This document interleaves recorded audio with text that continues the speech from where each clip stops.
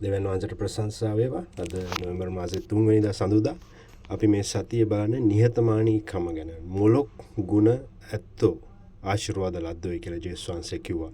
ඒ මොලොක් ගුණේ නිහතමානීකම දකින්න පුළුවන් හොඳම උදාහරණයක් තමයි මේ ජෝසප්ගේ චරිතය පරණ කිවිසුමේ. අපි ජෝසප්ගේ කතාවේ එක ස්ථානයක් අද බලමු. ඔහු වහල්කමට විකුණුවාම ඔහුගේ ජීවිතේ ඔහු පහත්ම තැනට වැටුනම ඔහු කොහොම හරි බයිබලයේ කියනවා දෙවියන් වහන්සේගේ ආශිර්වාදය ඔහු ළඟ තිබ්බා. ඔහු ඔහුගේ ජීවිතේ කොහොම හරි හදා ගන්නවා යම් ස්ථානයකට එන්න. එයාට එතන හොඳ නම්බුවක් ලැබෙනවා, හොඳ ස්ථානයක් ලැබෙනවා.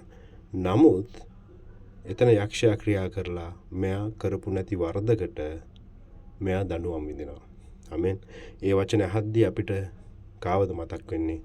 ජේසුස් වහන්සේ. ආමෙන්.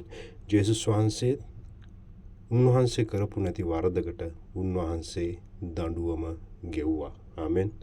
මේ ජෝසප් කියන්නේ පරණ කිවිසුමේ ජේසුස් වහන්සේගේ තියෙන හෙවණැල්ලක්.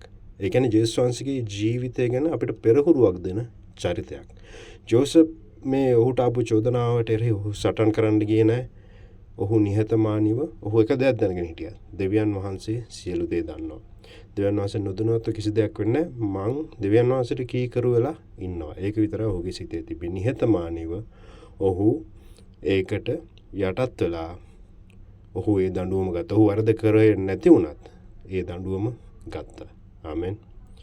මේක මේ සතියේ දවසින් දවසක් බලන්න යනවා මේ ජෝසප්ගේ ජීවිතේ ඒ සම්දිස්ථාන. අද පොඩ්ඩක් මේක ගැන මෙනෙහි කරලා බලන්න. ඇයි ජෝසප් මෙහෙම දෙයක් කරුවේ? මොන වගේ ගතිගුණයක්ද එයාට තිබ්බේ එහෙම දෙයක් කරන්න? ආමෙන්. හලෙලූයා.